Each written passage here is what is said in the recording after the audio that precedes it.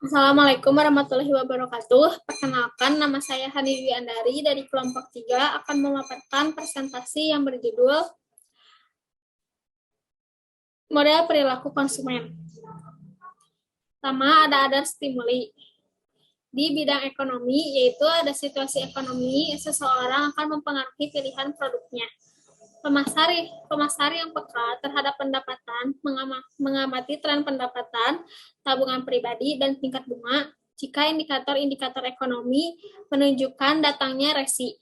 Pemasar dapat mengambil langkah-langkah untuk merancang ulang, mereposisi, dan menetapkan kembali harga produk mereka dengan cepat sesuai dengan situasi ekonomi konsumen.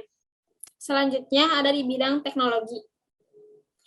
Perkembangan perilaku konsumen di Indonesia sangat besar dilihat dari akses teknologi digital. Hal ini semakin membuka jalur informasi menjadi semakin kompleks, termasuk dalam hal pengambilan keputusan pembelian konsumen melalui penggalian informasi digital sebagai sumber referensi terpercaya.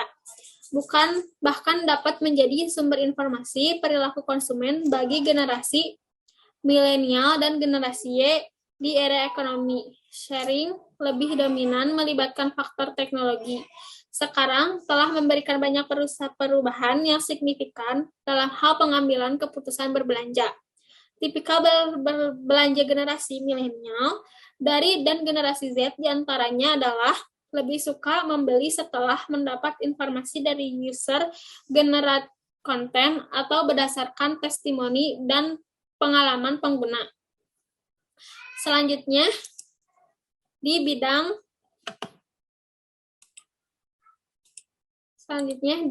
politik. Konsumen pemilih berdasarkan pada dua orientasi, yaitu I plus problem solving yang menekankan aspek kognitif, ideologi yang menekankan aspek afektif dan emosi. Berdasarkan pada kedua orientasi di atas, maka model perilaku konsumen pemilih dibagi menjadi 4 kategori, yaitu pemilih rasional, pemilih kritis, pemilih tradisional, dan pemilih skeptis. Pemilih rasional adalah pemilih yang memiliki orientasi tinggi pada polite problem solving dan memiliki orientasi rendah pada faktor ideologi. Selanjutnya ada kultur atau budaya. Budaya bisa berbentuk objek material. Budaya adalah segala nilai pemikiran dan simbol yang mempengaruhi perilaku, sikap, kepercayaan, dan kebiasaan seseorang dan masyarakat. Budaya bukan hanya bersifat abstrak seperti nilai, pemikiran, dan kepercayaan. Budaya bisa berbentuk objek material. Selanjutnya,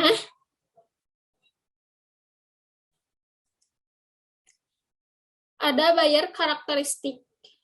Terdapat 4 faktor yang mempengaruhi karakteristik pembeli, yaitu pertama, adanya faktor kebudayaan. Budaya sangat penting untuk memahami kebutuhan dan perilaku individu.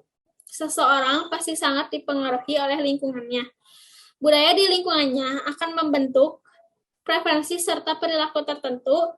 Sebagai contoh, di Amerika terdapat banyak restoran cepat saji yang menghidangkan burger bacon. Seperti di Indonesia, restoran cepat saji menyediakan makanan halal. Hal ini dilakukan untuk mengadaptasi budaya masyarakat Indonesia. Selanjutnya ada subkultur. Subkultur terdiri dari kebangsaan, agama, kelompok etnis, kelompok usia, dan jenis kelamin individu. Pemasar dapat memanfaatkan subkultur dalam pemasaran produknya karena konsumen biasanya lebih mudah menerima produk dan strategi pemasaran yang secara khusus menargetkan mereka. Selanjutnya ada kelas sosial. Kita sering mengasumsikan bahwa terdapat 3 kelas sosial, kelas bawah, kelas menengah, dan kelas atas. Orang dari kelas sosial berbeda cenderung memiliki keinginan dan pada pola konsumsi yang berbeda. Perbedaan ini tercipta dari daya beli mereka. Konsumen dari kelas bawah akan lebih fokus pada harga, sementara konsumen kelas atas akan memperhatikan elemen kualitas. Selanjutnya ada dari faktor sosial, peran sosial dan status. Peran individu dalam keluarganya, pekerjaannya, kelompok teman-temannya, dan lain-lain, semua ini dapat didefinisikan sebagai peran dan status sosial. Peran sosial adalah sikap yang seharusnya dimiliki dan dilakukan oleh seorang individu sesuai dengan profesinya dan posisinya di tempat kerja. Posisinya dalam keluarga dan lain-lain juga harapan orang-orang di sekelilingnya. Sementara status sosial mencerminkan pangkat dan pentingnya peran sosial dalam masyarakat atau dalam kelompok sosial. Peran dan status sosial sangat mempengaruhi perilaku dan keputusan pembelinya. Selanjutnya, ada kelompok referensi. Di dalam kelompok referensi yang mempengaruhi perilaku pembelian, konsumen dapat dibedakan menjadi 4. Yang pertama ada inisiator, yaitu orang yang menyarankan membeli suatu produk. Yang kedua ada influencer, yaitu orang yang memiliki sudut pandang atau saran yang akan mempengaruhi keputusan pembelian. Yang ketiga ada pembuat keputusan, orang yang akan memilih produk mana yang akan dibeli. Selanjutnya ada pembeli, orang yang akan membeli produk. Selanjutnya ada keluarga. Keluarga bisa jadi faktor yang paling mempengaruhi seseorang individu. Keluarga membentuk lingkungan sosialisasi di mana individu tersebut berkembang, membentuk kepribadiannya, dan membentuk pendapat atau pandangannya. Keluarga pun dapat membentuk kebiasaannya. Konsumsi individu seseorang akan memiliki kebiasaan membeli dan pada pola konsumsi yang sama, yang sudah diketahui sejak kecil dari keluarganya. Selanjutnya, ada faktor personal dari usia.